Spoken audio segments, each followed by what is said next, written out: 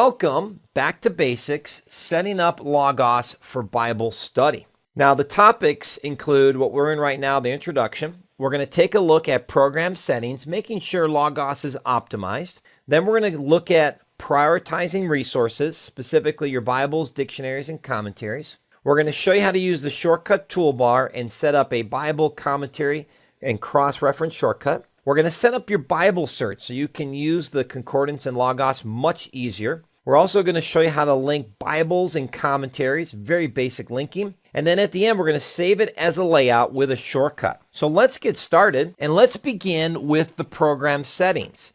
Now, program settings are very important because they are the settings behind the scenes that help you optimize Logos Bible software. So to get there, you click on Tools. So go to the main menu and click on Tools. And those who've been watching me over the years like, wow, John, you're really going slow here. That's the point, right? Back to basics. Now, once you click on Tools in Logos 8, you have this search menu. What I want you to do is type in the following 2 words, program settings. Now, we typed in both words, program space settings, and we can see the menu there. But with Logos 8 now, you don't have to type in the full menu. You can just simply type in program, and you can still see the menu there, or we could have typed in settings. Both words, either words, will allow us to find anything in the menu. I love this feature. It's so cool. Now, what we're going to do next is click on Program Settings and launch the Program Settings window. So go ahead and click on Program Settings. So let's go through some of these and make sure your settings match my settings. Now, the first thing you want to change is this first one. It says at startup open to. If you're new to Logos, you probably have the home page. I recommend the most recent layout any. If you have more than one Logos installed on different computers at home, at work, etc., the most recent layout any is great because whatever you did last, it remembers. So if you're at work with Logos and you were, let's say, in Genesis chapter 1, and then you close Logos and you come home to your desktop and you open up Logos, you're going to see Genesis 1 right where you left off. I love that feature, so go ahead and click on that. Logos has a spell check feature built in. Finally, it's great. Make sure that's yes, that's the default. If you're in school, you'll want to choose one of these citation styles. Turabian is the one I use for my school. So if you're in school, select one of those. If you're not in school, I do recommend Turabian anyway. Now, copy citations is important if you're selecting text and you're copying and pasting it into Word. It'll footnote the document. This works in Word, and you want to choose yes. Now, I'm in school, and when I copy citations, if this was enabled, hyperlink copied citations, it'll underline the book or title, and it will make it a hyperlink back to my book. That is not how you academically cite. You can't underline, you can't color it. So that's why mine is set to no. But if you're not in school, I do recommend the yes, because then you'll have a link directly to the spot that you copy and pasted, and that is really handy. Okay, next one is copy footnotes. What are we talking about here? Well, let me demonstrate. I'm going to open up my Bible at the right, and the Bible I'm going to open up is the New American Standard. And in the New American Standard, there are these little footnotes. If this is enabled as yes, when I copy and paste, those footnotes get pasted too. I find that very annoying, so I have that set to no. Now, the next section, copy footnotes, that should be auto, and the language is the language that you're using. Now, when you turn on Logos, it probably sings to you, a little ringtone going on there. I find that highly annoying. I wish I could choose my own ringtone. So I recommend clicking on Play Sounds and choose No. Show alerts is very important, so make sure that's yes, because Logos has various messages they send to you. So make sure you do that. Now this next one, show auto and favorite bookmarks. Set that to no. You'll probably notice if you have this, I just turned it on, you can see my vertical scroll bar. And you can see these lines here. These are places where I've got favorite bookmarks and so forth. The truth of the matter is, there's too many of these usually that start to accumulate, and it's kind of hard to click on these. So I recommend no. Show information tooltips, very helpful. Click yes. Show search bookmarks, same kind of concept there. And you want to make sure that is no as well. Make sure the show notification bar is yes. The show visual cues, what that is a little orange circle shows up. You may have already seen this.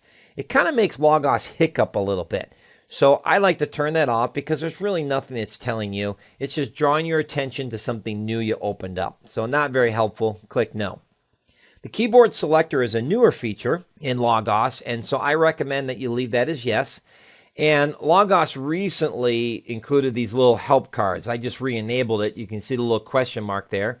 And so if I were to open up something, and there you go, a little card shows up. After about a day of that, I turned it off. So I recommend turning that no. But if you're new to Logos and you really don't know what all these things are, I recommend leaving that on for a little bit and then eventually come back here and turn it off. Okay, for those who are visually impaired, such as me, who has bifocals now, content scaling can be very helpful.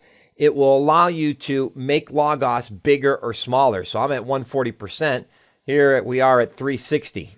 Now, if I click that, I can go back to 140 and make it a little more reasonable. So if you're trying to tweak Logos to be a little bit larger or smaller, that's the setting to change. You can also change the program scaling. Now, content is focusing on the books inside the windows. Program scaling is literally the program. Notice it only goes up to 200%, and you can see how mine got much bigger. So be aware of these setting changes. The first one handles the content. Second one handles the program. You do have the ability to change some of the colors on the background. You can see I'm kind of going through this, and it's really hard to see the difference. But you do have several colors. I like white. I like the sharp contrast. So use the internet, yes. Make sure you don't choose no, because if you do, you're going to lose a lot of features even though you're connected to the internet. Automatic downloads, Logos is always sending updates. I tend to just leave that on. But notice I've got midnight to midnight. So I got to make sure my computer is on during that time. Download new resources. Always have yes. Show community ratings. Not a big deal. You can have that on or off, or the tags. Send feedback is always good to have that. Now, this is a privacy setting, so you're letting Logos know everything you're doing. So if you're a private person, then I would say none. Anonymous strips out your personal name, and so it's just a random individual. So if you want to help Logos but don't want to give too much information, anonymous is a great way to go. Default fonts, don't change that. If you like the red letter, leave that yes. I don't recommend changing the default font unless you got a really good visual reason. Don't mess with the Chinese simplified font unless you can read Chinese. Again, with the Greek font, you can pretty much leave that in there, but I'm in school, so I have the SBL Greek and the SBL Hebrew. That's really important for me. You notice you have a Korean font, Syriac font that you can play with. Justify resource text. I think this is really important, so make sure that says yes. Line spacing, I like it tight so I have more content in my screen area. If you'd like to have more space or need more space, you might want to change that to loose. It's pretty subtle, but nevertheless pretty helpful. The double click action, I like search. So let me open up my Bible and show you what happens when you have double click search. The other options are lookup, search inline, and selected word. Now, the reason I like search is because I do a lot of Greek and Hebrew searching. So, for example, if I double-click on kingdom, you'll see in a moment that the lemma search, in this case, morphological information too, but the lemma search kicks off, and now I can see every place where that word is used. I love that double-click action, so that's why I have it there.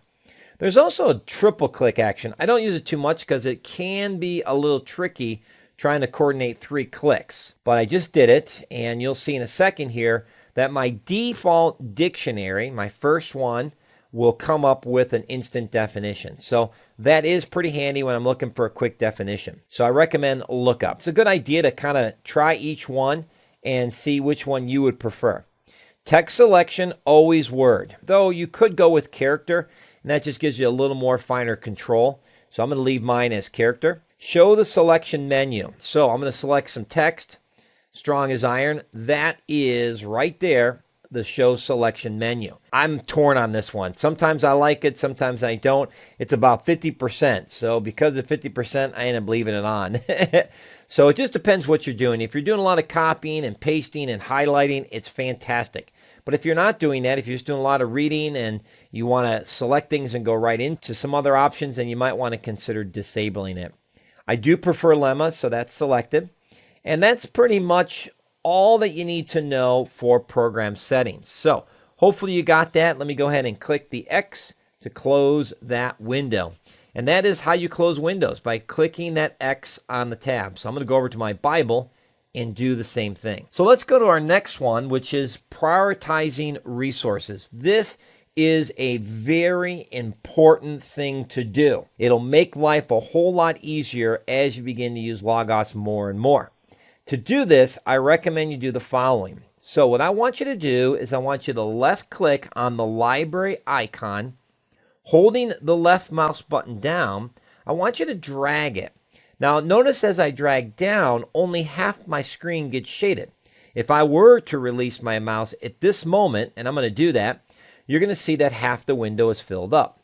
If I left click and drag it to the right with the half shade, it fills up half the window. But if I left click and drag it to the middle, the whole area is shaded, and that's what I recommend you do.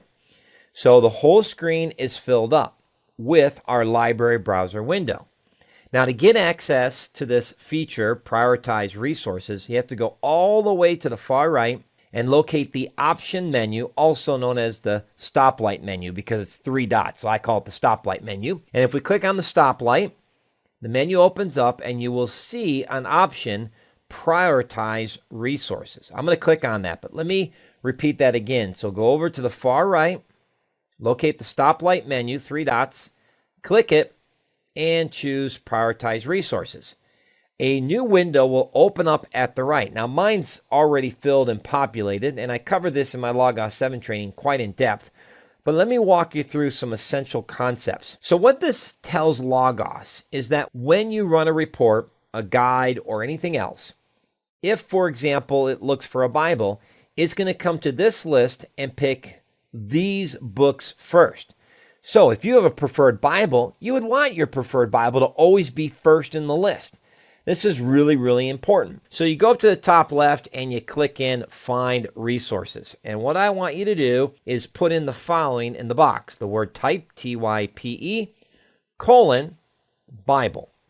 Now what that's going to do is it's going to show you all the Bibles. Now your screen probably looks different than mine if you haven't made this setting. So let me show you what I did.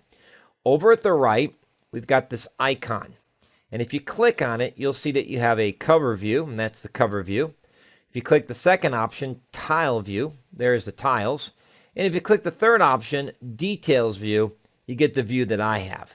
Now, I have some additional columns. Don't worry about that right now. We'll cover that in another training. The reason I like this particular view is I get more information. Now, by clicking type colon Bible, I get a list of all my Bibles.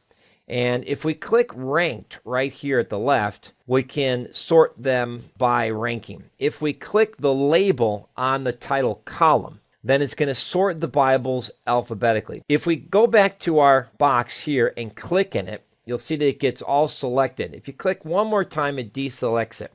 Now that we have type colon Bible in there, hit the space bar, give yourself an extra space, and let's just type in the abbreviation for your favorite Bible. So mine is the NASB 95, and when I type the NASB 95, I can see my Bible there. And once you see it in the list, this is what I want you to do. I want you to left mouse, click on the title, hold the left mouse button down, and drag that over to the right. You can see that when I drag it, I have a line, and then I'm going to release it. And now my New American Standard is first in the list. Now, one thing that's nice about this feature is you can't get duplicates. So don't worry about dragging it over twice. It won't make a difference. Now, for this first section, you want to drag and drop over at least 5 Bibles. I recommend at least 3 English, and then maybe your favorite Greek or favorite Hebrew Bible if you're able to access that information. If you're not comfortable with Greek and Hebrew, then just add 2 additional English Bibles. So let me do another one. I'll demonstrate this. I'm going to double click on the NASB, and type in NKJV, New King James Bible, and left click and drag that over to the right. And I'm going to